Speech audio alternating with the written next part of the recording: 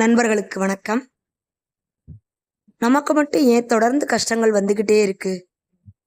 நம்ம தான் யாருக்கும் எந்த தீங்குமே செய்யலையே அப்படின்னு கவலைப்படுறீங்களா? அப்போ இந்த கதையை கேளுங்க. அது ஒரு கோடை காலம். உச்சி வெயில் நெருப்பாக கொளுத்தியது. அந்த நெருப்பு வெயிலில் நடந்து வந்த ஒரு சாதுவுக்கு கடுமையான தாகம் ஏற்பட்டது. ஒரு வீட்டு வாசலில் வந்து நின்று, தாகமாக இருக்கிறது, கொஞ்சம் தண்ணீர் கொடு மகனே என்று குரல் கொடுத்தார். அது ஏட்டு சேத்தனின் வீடு. சாதுவின் குரலை கேட்டதும் கோபத்துடன் வெளியே வந்து, தெருவுல போறவனுக்கெல்லாம் தண்ணீர் கொடுக்க என் வீடு என்ன தண்ணீர் பந்தலா என்று சீறினான். கடுமையான தாகம், பக்கத்தில் வீடுகள் இல்லை, பெரிய மனது பண்ணி கொஞ்சம் கொடுக்க வேண்டும் என்று பரிதாபமாக கேட்டார் சாது.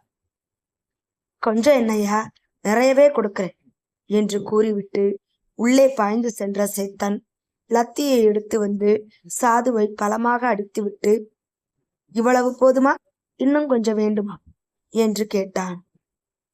நான் கொஞ்சம்தான் கேட்டேன், நீ நிறையவே கொடுத்து விட்டாய், உனக்கு கடவுள் நன்மை செய்யட்டும் என்று அமைதியாக கூறிவிட்டு அங்கிருந்து சென்று விட்டார். இது நடந்த கொஞ்ச காலத்திற்கு பிறகு சாதாரண ஏட்டாக இருந்த சேத்தன் சப் இன்ஸ்பெக்டராக மாறிவிட்டான்.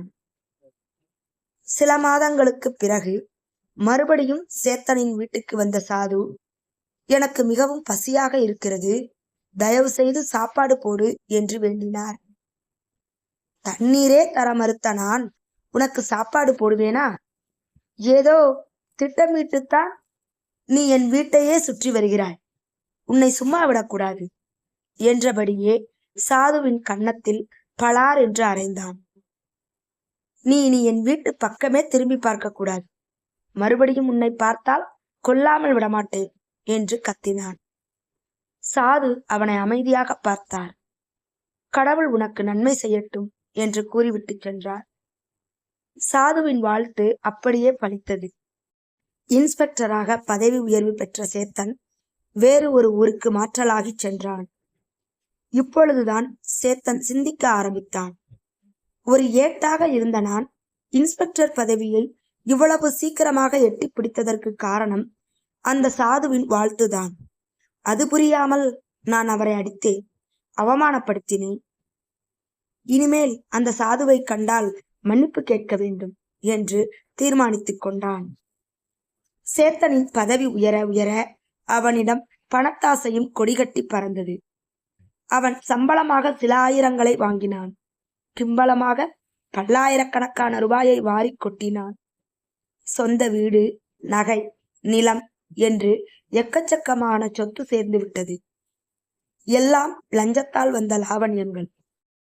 ஒரு நாள் சேத்தன் வீட்டு வாசலில் உட்கார்ந்து தெருவை பார்த்து கொண்டிருந்தான். அப்போது சாது தன் சீடர்களுடன் தெருவில் போய்கொண்டிருப்பதை பார்த்தான். எழுந்து வேகமாக ஓடினான். சாதுவை வழிமறிப்பது போல எதிரே போய் நின்று வணங்கினான். சாது அவனை ஏற இறங்க பார்த்தார். யாரப்பா நீ என்று அவனை பார்த்து கேட்டார். என்னை மறந்து விட்டீர்களா சுவாமி? நீங்கள் வாழ்த்த வாழ்த்த உயர்ந்த சேத்தன் நான் என்றான். இப்பொழுது புரிகிறது, நீ உயர்வதற்காக நாம் உன்னிடம் அடிபட்டோம், நீ எம்மை அடித்து அடித்தே உயர்ந்தவன் என்றார் சாது. நான் அறியாமல் செய்த பிழையை மன்னிக்க வேண்டும். நீங்களும் உங்கள் சீடர்களும் என் வீட்டுக்கு வந்து உணவருந்தி செல்ல வேண்டும் என்று வேண்டினான் சேத்தன். இப்பொழுது நமக்கு பசி இல்லை என்றார் சாது. தங்கள் திருவடிகளாவது என் இல்லத்தில் பட வேண்டும், வாருங்கள் என்றான் சேத்தன். நீ அழைக்காமலேயே நாம் உன்னை தேடி வந்தோம். அப்பொழுது நீ கோபக்காரனாக மட்டும்தான் இருந்தாய். ஆனால் இப்பொழுது உனக்கு நரித்தனம் வந்துவிட்டது. நாம் வாழ்த்தினால் வாழலாம் என்ற லாப நோக்கோடு எம்மை அழைக்கிறாய். யாம் உன் இல்லத்திற்கு வரமாட்டோம் என்றார் சாது. சுவாமி, என்னை வாழ்த்திவிட்டாவது போங்கள் என்று மன்றாடினான் சேத்தன். நாம் வாழ்த்தினாலும் நீ வாழ முடியாது. நீ செய்த பாவங்களுக்கு பதில் சொல்ல வேண்டிய நேரம் வந்துவிட்டது என்று சாது கூறி முடிப்பதற்குள் சேத்தனின் கைகளும் கால்களும் வெட்டி வெட்டி இழுத்தன. கீழே தடுமாறி விழுந்தான்.